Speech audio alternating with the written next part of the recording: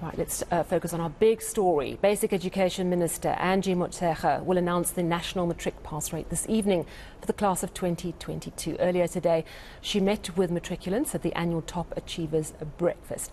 Motshekga also paid tribute to parents for providing much-needed support at home for their children. Our reporter Heidi Giokos is inside the auditorium awaiting that event to get underway. She joins me now. Hello, Heidi. So we know that the matric pass rate last year, or for 2021, was 76.4. Have you got any idea on whether the pass rate might actually increase despite the difficulties of the past few years? I cannot give you that answer, Sally. Unfortunately, we don't have those details. I have been trying to fish around, but everybody has told me to wait for 6 o'clock. It's 2 minutes past 6 and I still don't know. But of course, there have been many challenges for learners in 2022, and that might be reflective of whether or not the pass rate increases or decreases for 2022. We do know that Basic Education Minister Angie Motshekga will be making that announcement in the next few minutes.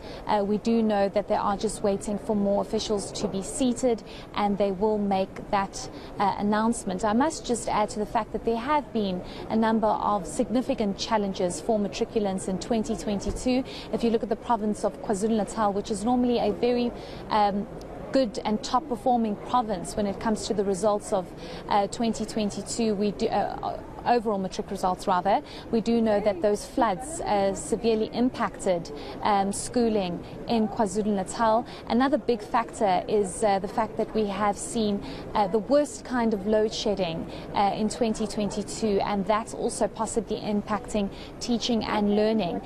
During the technical briefing that happened at around 4 o'clock by the Director General of the Department of Basic Education, he alluded to the fact that he was appalled by load shedding and what it had done to teaching and learning, and the impacts that it had overall across all provinces and across the country in the education departments. It's something we've seen that's been a big challenge. Oh, surprisingly, load shedding just kicked in, but we have just been told that they're going to wait for the generators to kick in and they will soon start. So we will be seeing the minister speaking about the top performing provinces, the overall pass rate for 2022, and not excluding the challenges that COVID-19 brought. One thinks, why are we still speaking about COVID-19? But that has had a serious impact over the last couple of years, and there will still be an impact and consequences because of what COVID-19 did to the education space. I do think that we probably will be starting in the next couple of minutes, Sally, and I think everybody is waiting in anticipation to find out how the matrics of 2022 in public space did. Yeah, absolutely. And Heidi, you're so right about the load shedding. And the reality is that the class of 2022 has had 3 really tough years. It's 2 years plus with disrupted schooling due to COVID-19. And we have seen our worst load shedding last year.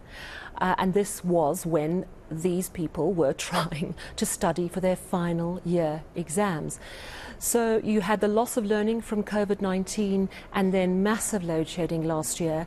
And as we heard from Manqoba Mchunu, who spoke to some of the top achievers, some of those children actually weren't even working at schools. They were doing physics and science where there was no working lab. There were no labs at all. And you think of those who are doing computer technology. Sometimes there's never mind load shedding, there are some schools with no power at all. And, you know, you would think that by now some of those issues around power, sanitation at schools would be dealt with. Yes, certainly. And Sally, I have covered a number of schools that are under-resourced, that do not have proper infrastructure.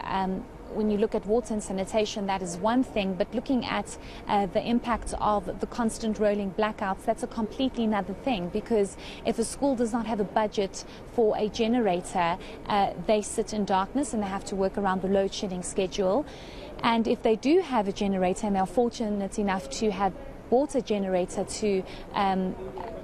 for the various schools, they have to deal with that diesel budget that we do know skyrockets for absolutely everybody, because in the last couple of months we've seen the worst kind of rolling blackouts, and having to sustain that generator is basically unsustainable. It's very difficult for any school to maintain a very high diesel budget and to keep a generator on. How do learners then move into computer labs, their science labs, where you need that electricity? And I remember having asked the Minister that question just before the matric exam started, when they have that ready briefing to say that it's all systems go, and they indicated that they're just going to have to work around the issue of load shedding. And the question was, how do you just work around the issue of load shedding?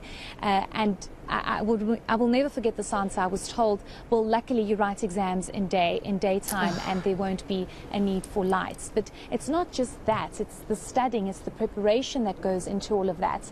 And this is something that when we had asked matriculants leading up to the exams, they had said, we have to work around the load shedding schedule to study. Sometimes we compromise our studying because our parents don't let us sit throughout the night with candles, because there is a safety risk when it comes to that. So the problems have been many, and it's just been exacerbated with COVID-19, and now the constant rolling blackouts surely has had some kind of impact. And we might see this with the matric results now, but almost every single pupil has said it's not been easy, it's been really challenging, and load shedding has been on top of the list for most learners. And Heidi, you know, tonight is in part about the numbers. We're seeing if there's going to be an increase of that 76.4% pass rate. But I think one thing we really need to bear in mind is the high dropout rate, something that, again, during COVID was exacerbated.